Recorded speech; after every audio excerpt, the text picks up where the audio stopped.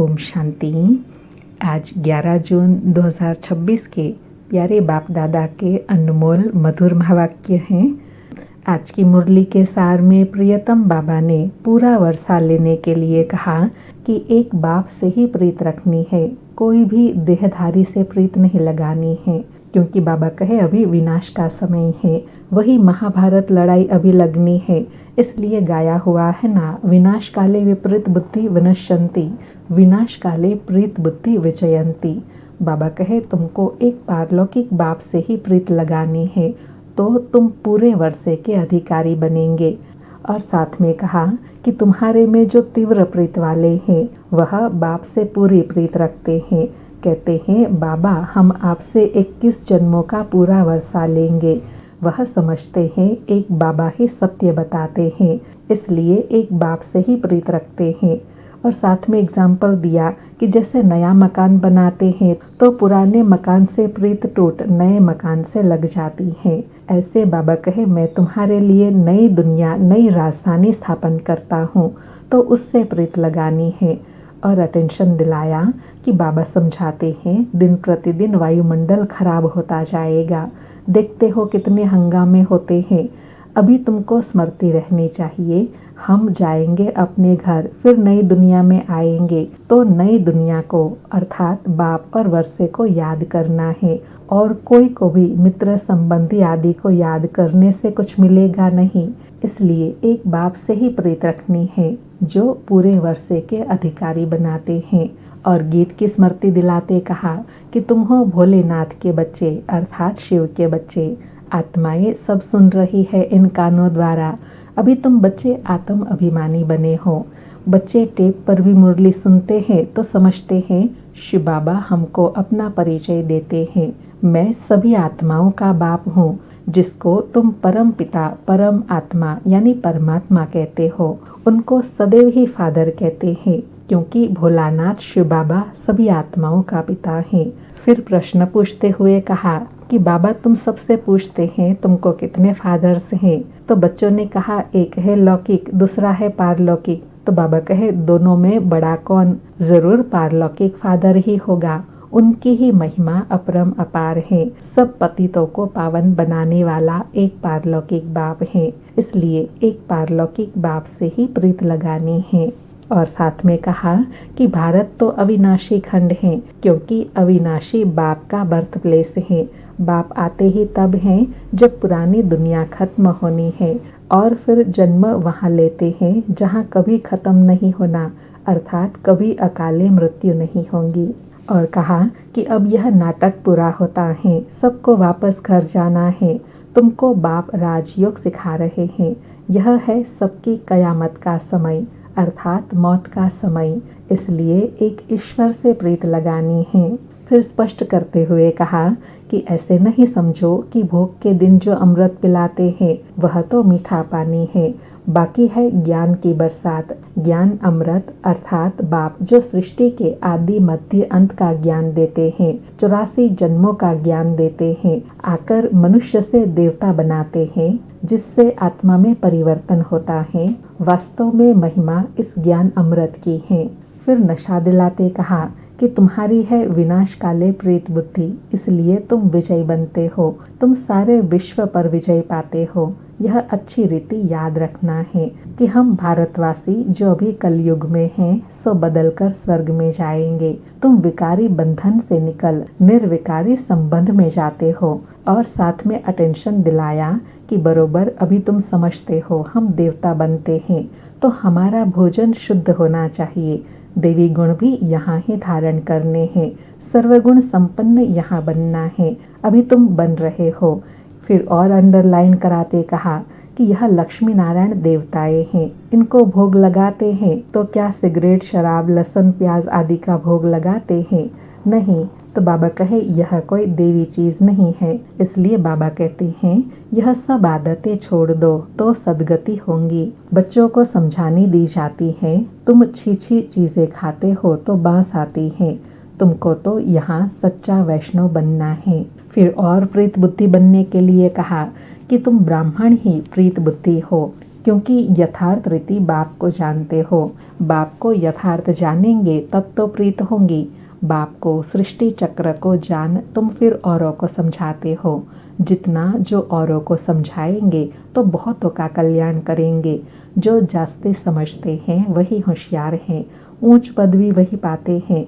Service कम करते हैं तो पद भी कम पाएंगे। फिर स्मृति दिलाई कि तुम यहाँ ईश्वरीय संतान हो। तुम्हारा यह सर्वोत्तम जन्म है।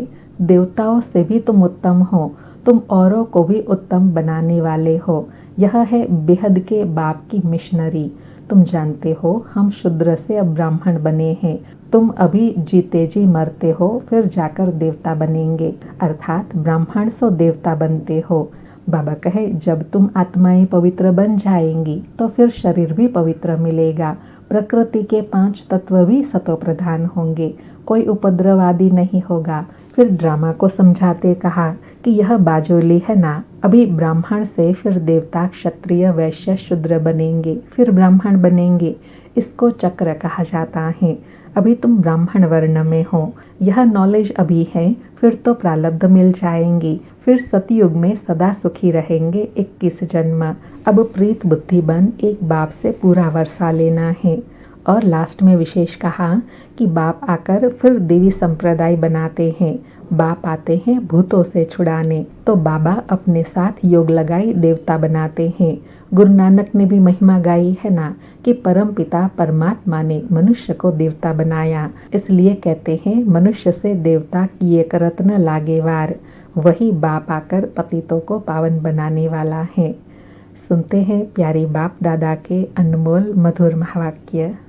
आज बाबा कहे मीठे बच्चे, पूरा वर्षा लेने के लिए बाप से पूरी प्रीत रखो। तुम्हारी प्रीत किसी भी देहधारी से नहीं होनी चाहिए। मीठे बच्चे, पूरा वर्षा लेने के लिए बाप से पूरी प्रीत रखो। तुम्हारी प्रीत किसी भी देहधारी से नहीं होनी चाहिए। आज मुरली से प्रश्न है, जो अपने देवी संप्रदाय के होंगे उनके सामने कौन से अक्षर घूमते रहेंगे? जो अपने देवी संप्रदाय के होंगे उनके सामने कौन से अक्षर घूमते रहेंगे? उत्तर में बाबा कहे, जब तुम उन्हें बताएंगे कि बाप को याद करने से विक्रम विनाश होते हैं और देवी देवता धर्म की स्थापना होती है, तो यह अक्षर उनके सामने घूमते रहेंगे। अर्थात यह बाबा के महावाक्य सुनकर उनकी बुद्धि में यह ज्ञान घूमता रहेगा। बाबा कहे उनकी बुद्धि में आएगा हमें देवता बनना है, इसलिए हमारा खान पान शुद्ध होना चाहिए। आज मुरली में गीत बजा, भोलेनाथ से निराला कोई और नहीं, ऐसे बिगड़ी को बनाने वाला कोई और नहीं। सारी मुरली से धारणा के लिए सार है। पहला पॉइंट, ब्राह्मण से देवता बनने के लिए जो भी छीछी आदतें हैं उन सबको छोड़ना है। शूद्र को ब्राह्मण धर्म में कन्वर्ट कर देवता बनाने के लिए ईश्वरीय मिशन के कार्य में सहयोगी बनना है। शराब, सिगरेट या जो भी गंदी आदतें हैं वह निकाल देनी है। दूसरा पॉइंट, इस विनाश काल के समय बाप से सच्ची प्रीत रखनी है। पुराना मकान टूटने वाला है, इसलिए इससे दिल निकाल नए से लगानी है। आज बाबा का वरदान है, श्रेष्ठ कर्म द्वारा सिमरण योग्य बनने वाले योग युक्त युक्ति युक्त भव। श्रेष्ठ कर्म द्वारा सिमरण योग्य बनने वाले योग युक्त युक्ति युक्त भव।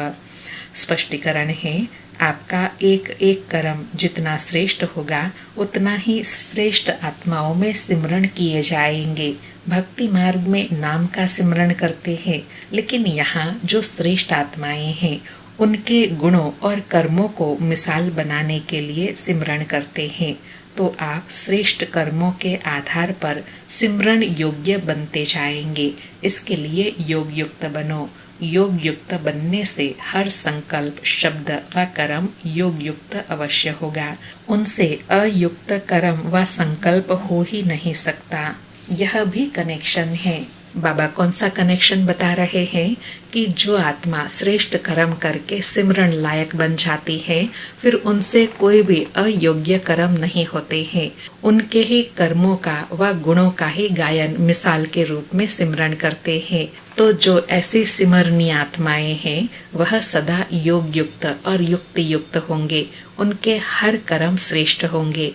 आज का स्लोगन है, निमित्त और निर्माण चित्त यही सच्चे सेवाधारी के लक्षण हैं। निमित्त और निर्माण चित्त यही सच्चे सेवाधारी के लक्षण हैं। आज के अव्यक्त इशारे हैं, सदा हर्षित रहने के लिए अपनी नेचर को सरल बनाओ, सहनशील बनो। आज सदा हर्षित रहने के लिए कहा कि सरल चित्त नेचर होंगी तो हर्षित रहने के साथ नैनों से, मुख से और चलन से मधुरता प्रत्यक्ष रूप में दिखाई देंगी। कभी मुख से कड़वा वचन नहीं निकालेंगे। उनका दिल, दिमाग, बोल सब एक समान होगा। दिल में एक, बोल में दूसरा, यह सरलता की निशानी नहीं है।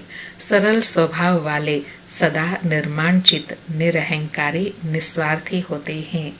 बाबा ने सरल स्वभाव को स्पष्ट किया कि सरल किनको कहेंगे? जिनका दिल, दिमाग, बोल सब एक समान होगा। जो दिल में है वही दिमाग में, और जो दिमाग में है वही बोल निकलेगा, वही कर्म होगा। जो निर्माण चित्त भी होंगे, निरहंकारी भी होंगे और निस्वार्थी होंगे। अच्छा, ओम शांति। शुक्रिया बाबा, शुक्रिया।